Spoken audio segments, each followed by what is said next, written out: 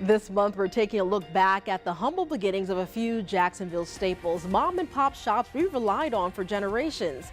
There's a roofing company on St. Augustine Road still serving the community nearly 80 years after opening up in a garage. Started by World War II veteran Jack Wilson. It has since expanded and changed owners, but not its core. It'd be awesome for a fifth-generation roofer in Jacksonville to run this business. This, of course, is a picture of him with his silver star. World War II had ended. Jack Wilson returned home to a wife, a baby girl, My father holding me as a baby. and uncertainty. He did well. He didn't have much education because his father died when he was a young boy. And Wilson would soon witness what her father was made of as he opened, built, and grew Jack C. Wilson Roofing. He first started, he didn't have a vehicle, he was right out of the service. He had some tools and put them in the toolbox and rode the bus to the customer's residence. The work of roofing has and will continue to change, all while remaining the same. We started working on the roof about probably 14. It was hot, and we, go to school during the school year, and then during the summer get up on a roof, and it was baking hot on the roof, so it was tough. We're fourth-generation roofers in Jacksonville. Kyle and Chris Voss now own Jack C. Wilson Roofing after purchasing it from their father, Harold, who bought it from Jack. Jack Wilson started this legacy in the 40s. Our dad continued it after him. Changing hands in the 80s while holding on to family ties. It's not our last name, but we take a lot of pride in this business. Pieces of Wilson still remain beyond old photos, trucks and buildings that bear his name. He roofed so many homes over in the Arlington area. He treated people right. He did good work. He stood behind his work. If there was a problem, he took care of it. Principles passed down and over from one family to the next, You're going to be busting it all week. setting the foundation for future generations. I can see my little daughter, she's kind of a spitfire. I could see her getting into this and running it very well.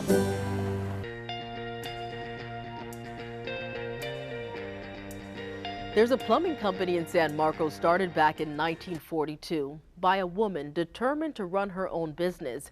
Her name was Louise Turner. At 12 years old, Louise's mother died. Her father dropped her and her sisters off at a boarding house here in downtown Jacksonville. That experience helped to shape Louise into a no-nonsense, successful businesswoman and the matriarch of the Turner family. So this is a job that I have that's going to be starting in June. Double bowl vanity running the whole length of this wall. You know the saying, it's a man's world? Like I said, we have the plumbing here. That's a joke to Kendall Rohane, just as it was to her great-grandmother, Louise C. Turner. Very strong woman. Having lived through the Depression, she instilled in all of us, if you need something, you save for it. Preserved like an heirloom, an old tale that presently shapes this family. This is from 1945. Louise's husband, Charles Hollingsworth Turner, a plumber, falls ill while working for a bitter boss. She reached out to the boss back in the day and said he was sick and wouldn't be into work, and this is right after the Great Depression. Okay. That would lead to sweet revenge wrapped in irony and put on display. And the boss said, well, if he doesn't show up, there's plenty of people that want to work, and he won't have a job. Louise creates a job, a company, a future for generations to come with one truck purchase at a downtown Jacksonville auction. Her husband got home from working that day, and she said, you have your own company now. Louise's great-grandson Worth decades later would build on the Turner legacy, creating the Hollingsworth showroom. He actually purchased the old Peterbrook factory over on San Marco Boulevard, and when he started remodeling it, he noticed that up at the very top there was some writing in it. It was a plumbing company that he had never heard of. Peeping through beams painted on brick, Kogel Plumbing. That is the original company that your great-grandfather learned plumbing from, and that was actually the boss that told my great-grandfather, you better get to work or you're not going to have a job. So my brother really felt satisfaction in the fact that he now owns the building. Looks good. Lessons learned and handed down to this now 4th-generation plumber. So I'm the first female in our family to get my state license. When I came into the business back in the late 70s, early 80s, you know, she always told my dad and I, I'll never retire. You know, you'll never get rid of me. The reward of letting go is visible today, but initially proved to be difficult for this matriarch. She's 88 years old. She walked into the back and told my dad and I, she said, I'm going home. And we said, well, what do you mean, what's wrong? And she says, I'm retiring. And she walked out and never walked back in. And while Luisa's story started with loss, it ends I think she would be very proud of all of us. with great gain.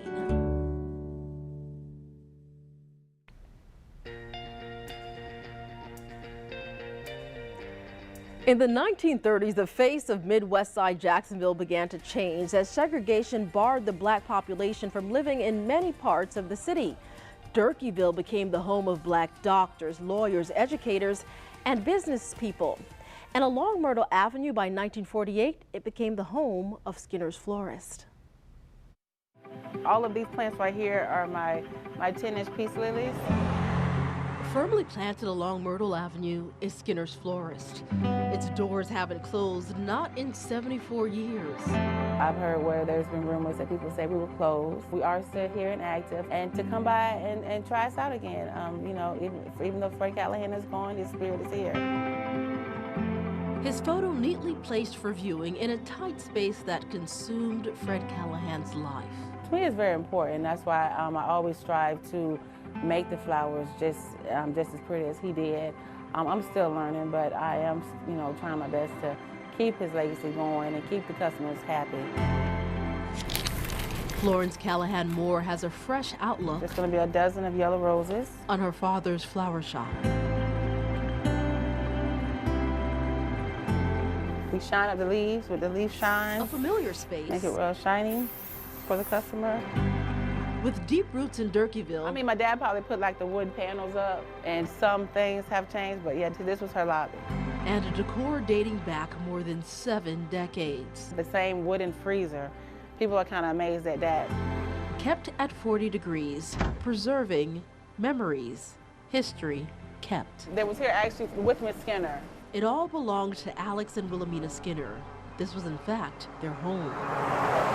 On the other side of this green building, it was her home. Wilhelmina would end up handing over her pruning shears to her godson, a Marine who proudly served his country, though his allegiance was not rewarded in return. Once my dad came home from the Marines, she didn't want him to go astray. She wanted him, you know, to stay on point, and she knew she had a business that she could no longer take on, so she knew he was someone who could take it on, and so that's why she gave it to him. For 48 years, Callahan would show his gratitude, pouring into Skinner's until he could do no more. My dad wanted us, once he knew he was getting ill, he wanted to sell the business because he didn't want us to make this our life like he made it his own. Moore's hero died in 2019. Whatever you put on the left, you put it on the right. And in spite of his request, she was determined to keep his flowers and legacy alive. I guess he was just like, I'll sell it and then y'all can at least, you know, get the monies off of it. But I felt that to me, this is more than just a business. This is to me his memory. You know, I mean, when people think of Skinner's Florist, they do think of Fred Callahan. So I didn't want that to go away, you know, just because he passed on.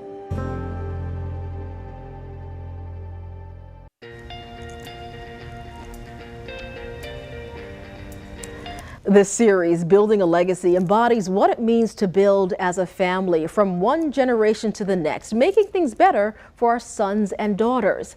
Today, we are heading to Avondale to a popular spot started by Bader Bajalia, who came to this country from Palestine at 13 years old. He's a Lee High School graduate who worked hard for his family, and they in turn are now working hard for him.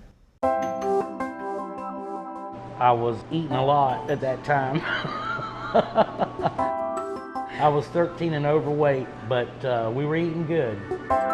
Did I tell you medium rare on that? When your family owns a grocery store, A little squirt there. you ought to be able to eat well. And Nader Bajalia says he did just that. Well, I was running the register, which you can see the register in the background there.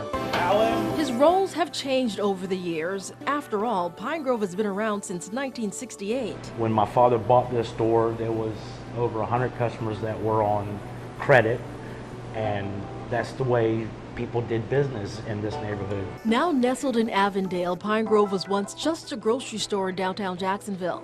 Anna? Downtown Jacksonville in those days was the hobnob of the whole city.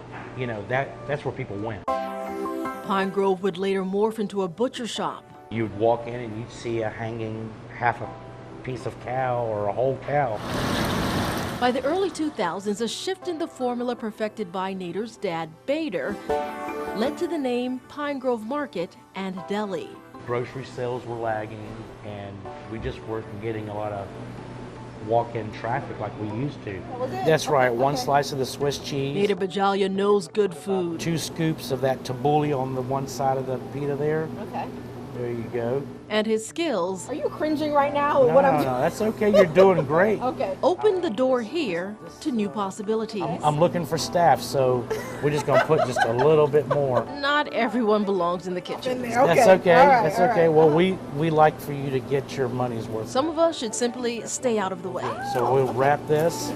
Pine Grove is now known for its deli sandwiches, perfected, Tom? named after streets, Do I have a Tom? neighborhoods, and people. The more popular ones He said, damn, Nader.